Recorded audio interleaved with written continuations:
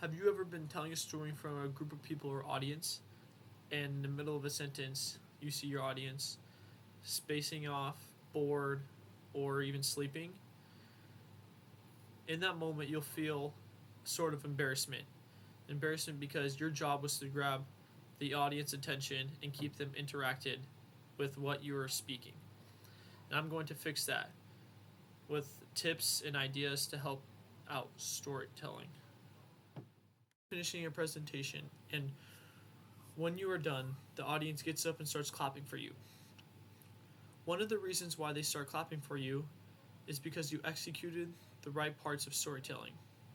And I bet in that moment it feel very good. There's going to be a couple points I'm going to be talking about on improving your storytelling game. The first point is what storytelling does. Something interesting about storytelling is it activates the brain of the presenter and activates the brain of the listener. So, if you are describing a story and it's very emotional, it will sync up what storytelling does to the brain of the listener and the presenter is they sync. A researcher named Hassan and his colleagues have discovered that personal stories actually cause the brains of both storytellers and listeners to sync up. Sync up is a term that Hassan calls brain-to-brain coupling. So trying to engage a huge group of people is a very hard thing. Not many people can do it, but researchers like Hassan learned that telling a story can plant ideas into the audience's brain. Another thing, telling a story activates the emotions in the audience, is able to feel the speaker's emotions. Just by telling a story, you can plant ideas, give them emotion, and just connect with their brain. By connecting with your audience in the sync way is very important to engage them to your side. Other steps that can create better storytelling is looking at all of your audience or wondering where you should put your storytelling throughout your presentation. This main point is to master the art of storytelling. Bryan Stevenson is a very famous storyteller. During his presentation where he received the longest applause, he talked 65% of the time about stories.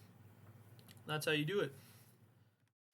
Another thing that Bryan Stevenson did was he made sure that all 6 of his stories tied into the central idea of what his presentation was about.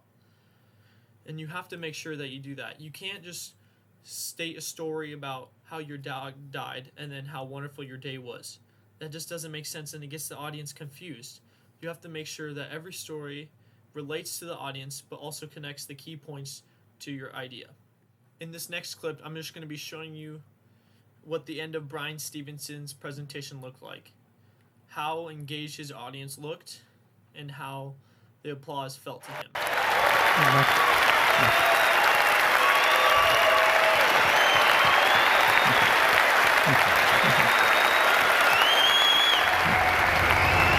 Okay, thank you.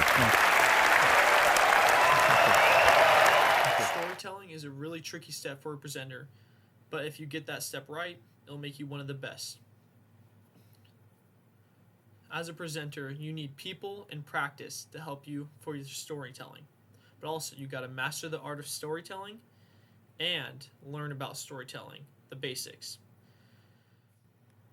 Storytelling is a very hard thing, but once you get it down, your presentations will be very good, and you have so many options to choose from to engage the audience. So many stories. It's a really great step for your presentations.